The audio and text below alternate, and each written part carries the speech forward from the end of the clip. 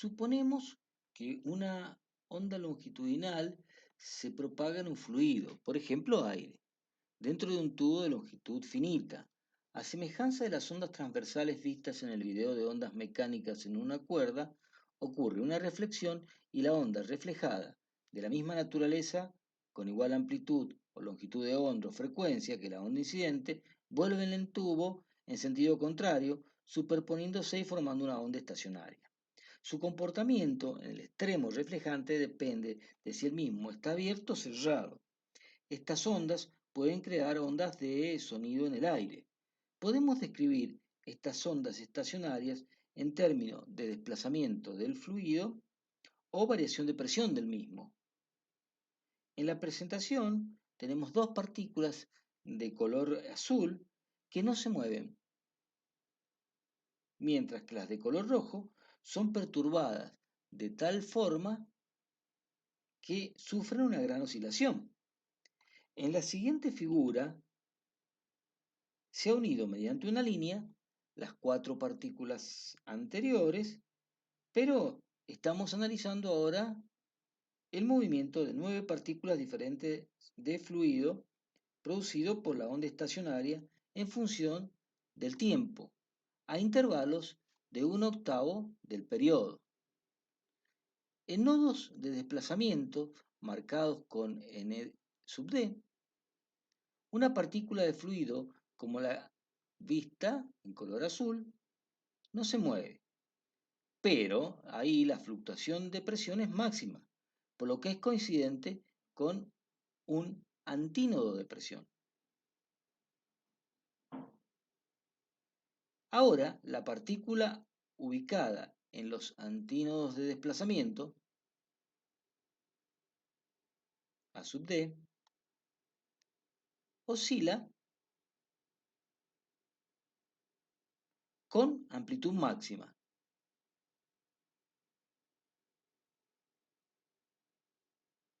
pero tiene la mínima presión, coincidiendo con un nodo de presión. Las partículas en los lados opuestos al nodo de desplazamiento vibran en fase opuesta. Cuando estas partículas se acercan entre sí, el fluido en ellas se comprime y la presión aumenta. Lo contrario cuando se alejan. Sintetizando, en un nodo de desplazamiento, el fluido sufre compresión y expansión máxima y por lo tanto la presión y la densidad con referencia a un valor medio toma máximos tanto hacia arriba como hacia abajo de esa referencia. Las partículas en los lados opuestos de un antínodo de desplazamiento vibran en fase y la presión y la densidad no varían porque la distancia entre ellas se mantiene constante. Las ondas estacionarias producidas en un tubo es por el hecho de contener una columna de aire, que al ser excitada es capaz de producir un sonido. El cuerpo sonoro es la columna gaseosa y no el tubo que la contiene, sino la misión del mismo es definir la forma de la columna y teniendo poca importancia en el complejo sonoro producido.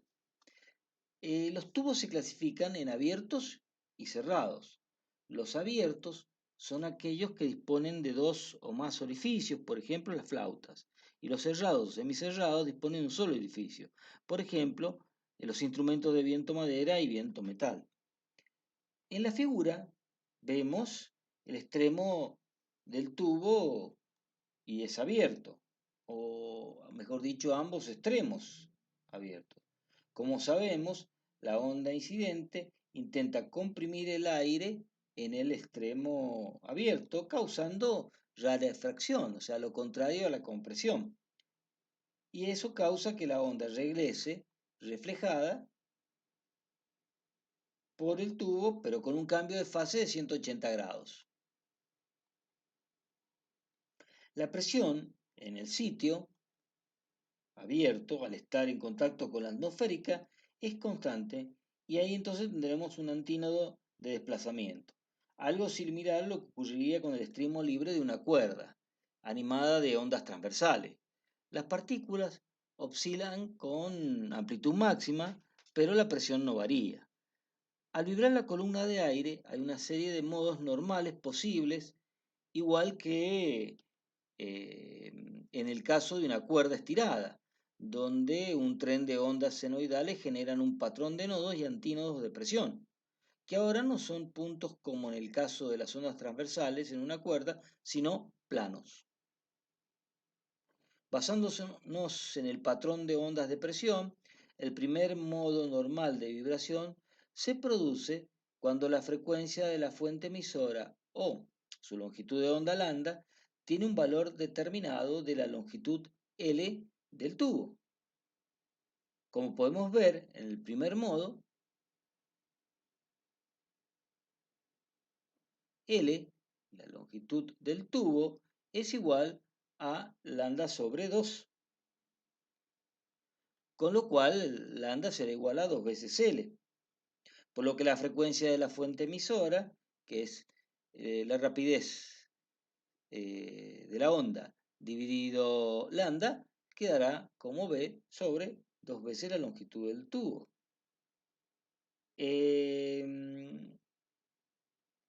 Manteniendo la longitud del tubo, el segundo modo normal de vibración ocurrirá cuando lambda sea directamente igual a la longitud del tubo, para lo cual la frecuencia de emisión será B sobre L. Por último, para que se produzca el tercer modo de vibración, L deberá contener una vez y media la longitud de onda.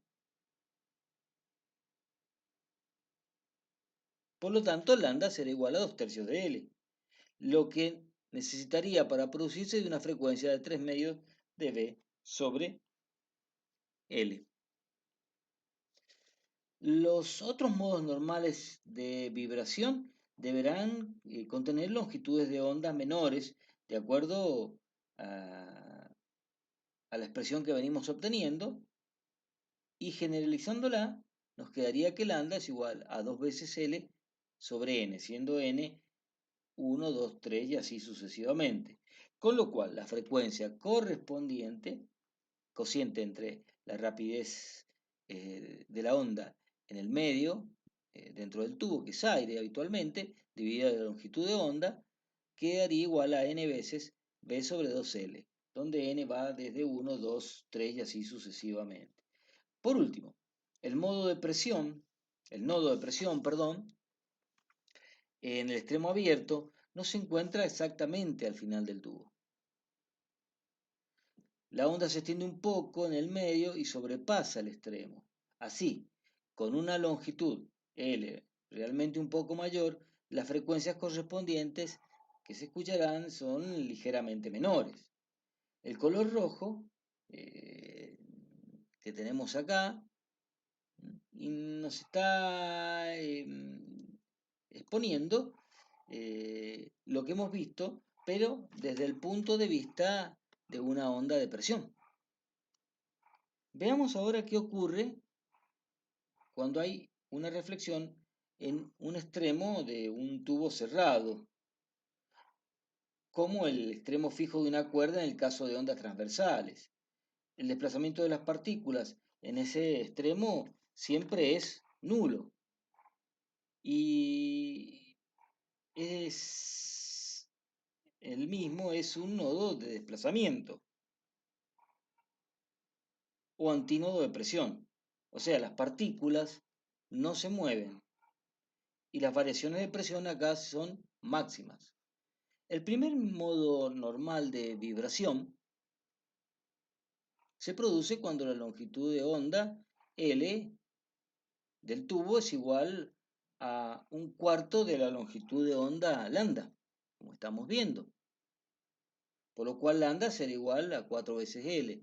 Y la frecuencia B sobre 4 veces L. Para el segundo modo, que será el segundo armónico o primer sobretono, lambda debe ser igual a 4 tercios de L y la frecuencia 3 cuartos de B sobre L.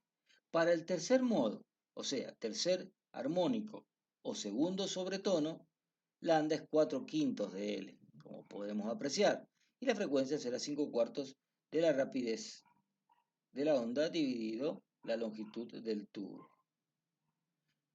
Continuando con la serie, vemos que la expresión general de las longitudes de onda de los modos normales es esta.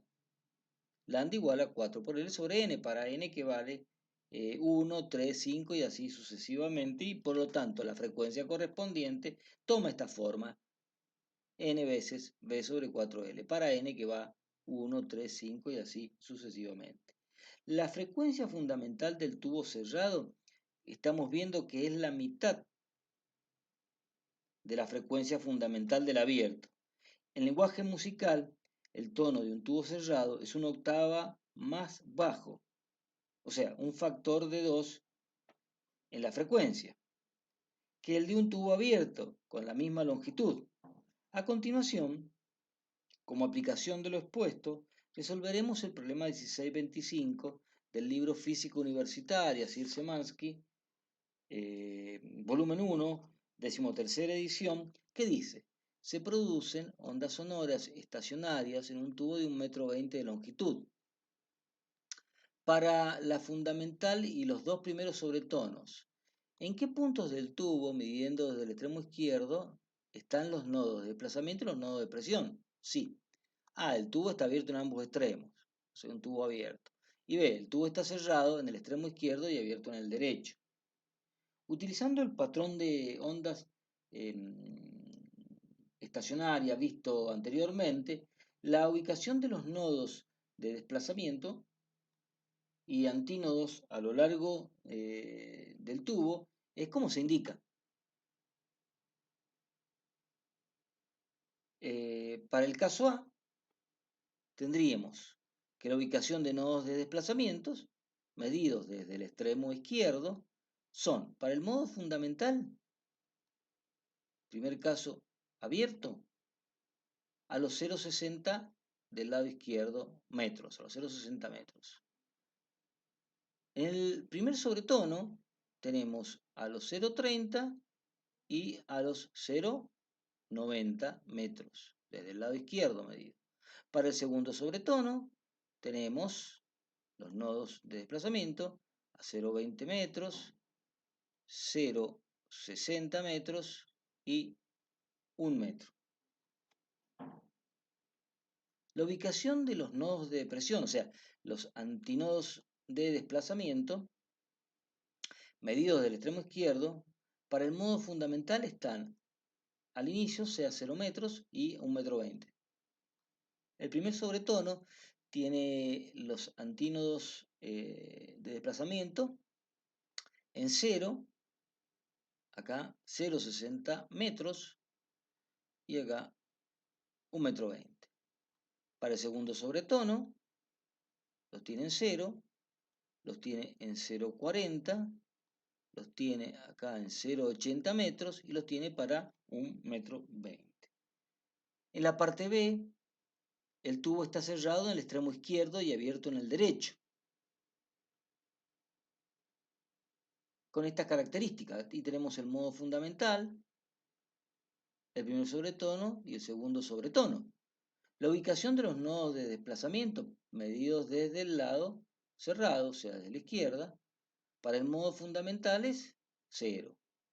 Para el primer sobretono está en 0 y 0,80, el nodo de desplazamiento, que es el antínodo de presión.